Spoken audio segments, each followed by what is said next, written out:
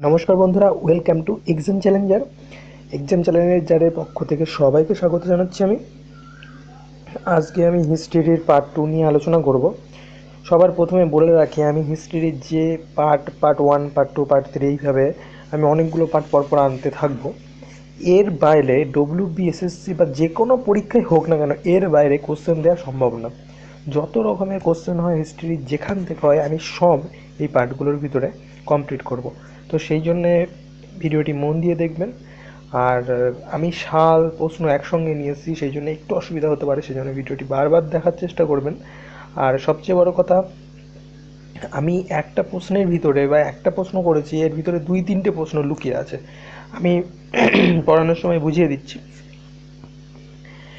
যেমন 1857 সালে কোন গভর্নর জেনারেলের সময় সিপাহী বিদ্রোহ ঘটে? তো অ্যান্সার এখানে লর্ড ক্যানিং। সিপাহী বিদ্রোহের সময় কোন গভর্নর জেনারেল ছিলেন? লর্ড ক্যানিং হবে। যদি বলে কত সালে সিপাহী বিদ্রোহ হয়, সেটা হবে 1857 খ্রিস্টাব্দে। যেমন দুটো প্রশ্ন এখানে আছে। নেক্সট, 1857-র বিদ্রোহ কোথায় শুরু হয়? শুরু হয় হচ্ছে মিরাটে। আর এটাই ছিল ভারতের প্রথম স্বাধীনতা সংগ্রামের সূচনা। নেক্সট, 1858 পূর্ববর্তী গভর্নর জেনারেলরা 1858 আইন বলে কী নামে পরিচিত হয়েছিলেন? তারা পরিচালিত হয়েছিলেন গভর্নর জেনারেল ও ভাইসরয়।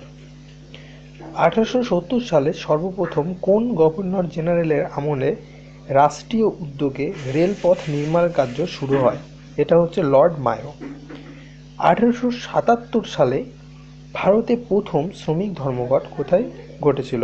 এটা হচ্ছে নাগপুরে। আমি পরপর সালগুলো নিয়ে এসেছি যাতে মানুষের মনে রাখার সুবিধা হয়, আপনাদের যাতে মনে রাখার সুবিধা হয়, সেই জন্য পরপর সাজিয়ে নিয়েছি।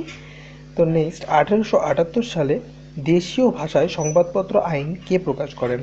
লর্ড লিটন। 1878 সালে ভারতীয় জাতীয় কনফারেন্সের প্রবক্তা কে ছিলেন? ছিলেন সুরেন্দ্রনাথ বন্দ্যোপাধ্যায়। 1882 সালে কে দেশীয় ভাষায় সংবাদপত্র আইন রোধ করেন? তো অ্যান্সার এগেইন লর্ড রিপন হবে। সরি, ভুল বললাম, লর্ড লিটন। আগেরটা হচ্ছে দেশীয় ভাষায় সংবাদপত্র আইন পাশ করেন হচ্ছে লর্ড লিটন, আর দেশীয় ভাষায় সংবাদপত্র আইন রোধ করে লর্ড রিপন। 1885 সালের 28শে ডিসেম্বর অনুষ্ঠিত জাতীয় কংগ্রেসের প্রথম অধিবেশনে সভাপতিত্ব কে করেন? উমেশচন্দ্র ব্যানার্জি বা উমেশচন্দ্র বন্দ্যোপাধ্যায়। 1905 সালে বঙ্গভঙ্গের উদ্দেশ্য কী ছিল? আসলে বঙ্গভঙ্গ করে ইংরেজরা ভারতবাসীকে দুর্বল করতে চেয়েছিল, কারণ তারা ভাগ করে দিতে চেয়েছিল। এক কথায় রাজনৈতিক সুবিধার জন্যই তারা বঙ্গভঙ্গটা করেছিল। 1906 সালে অল ইন্ডিয়া মুসলিম লীগ গঠিত হয়েছিল কোন শহরে?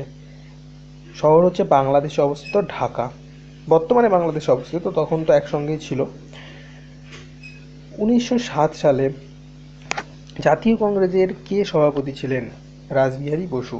1908 সালে মুসলিম লীগের চিরস্থায়ী সভাপতি নির্বাচিত কে হন?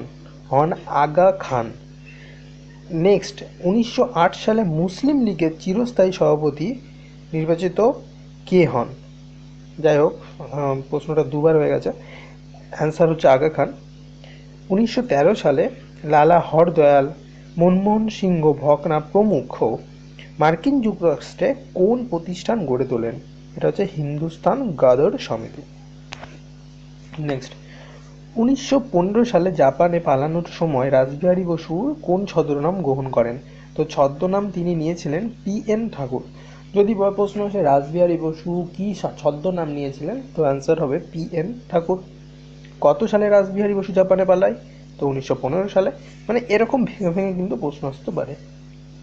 1916 সালে কংগ্রেস ও মুসলিম লীগের মধ্যে কোন চুক্তি হয়? তো কংগ্রেস আর মুসলিম লীগের মধ্যে লখনৌ চুক্তি হয়। 1919 সালে দিল্লিতে অনুষ্ঠিত খিলাফত কনফারেন্সের সভাপতি কে ছিলেন? আব্দুল কালাম আজাদ। 1919 সালে কিন্তু একটা বিশাল বড় ঘটনা ঘটেছিল, সেটা হচ্ছে জালিয়ানওয়ালাবাগের ঘটনা, যেটা পাঞ্জাবের অমৃতসরে ঘটেছিল। 1921 সালে সারা ভারতে খিলাফত কনফারেন্স কোথায় হয়? করাচিতে। 1922 সালে সারা বন্দি অভিযানের নেতৃত্বে কে ছিলেন? নেতৃত্বে ছিলেন রাজগুরু। 1922 সালে গঠিত স্বরাজ পার্টির প্রথম সভাপতিকে চিত্তরঞ্জন দাস। 1922 সালে শরাবন্দী অভিযানের নেতৃত্ব কে দিয়েছিলেন? রাজগুরু। যাই হোক, আমি ক্ষমা চেয়ে নিচ্ছি, প্রশ্নগুলো যাই হোক আমার তৈরি করার সময় 2-3 বার হয়ে গেছে লেখা। 1929 সালে এলাহাবাদের কৃষকরা কার নেতৃত্বে নো ট্যাক্স আন্দোলন গড়ে তোলেন? অ্যান্সার হবে M.N. রায়। 1947 সালের 20 ফেব্রুয়ারি ব্রিটিশ প্রধানমন্ত্রী অ্যাটলি কবে ভারত থেকে ব্রিটিশ আধিপত্য প্রত্যাহারের কথা বলেন? 1948-এর জুন মাসে। 68 দিনের অনশনে বিপ্লবী মারা গিয়েছিলেন, তার নাম কি? আসলে 68 দিনের যে অনশনটা হয় সেই অনশনে যতীন দাস, যিনি বিপ্লবী ছিলেন, ভারতের স্বাধীনতার সংগ্রামের বিপ্লবী, তিনি মারা যান। অল বেঙ্গল ওয়ার্কার্স অ্যাসোসিয়েশন এর প্রতিষ্ঠা করেন মুজাফফর আহমেদ।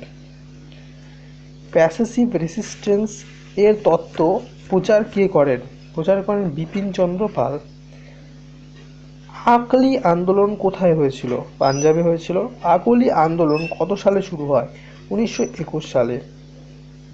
অখিল শীত রাষ্ট্র গঠনের উদ্যোগী হন কে?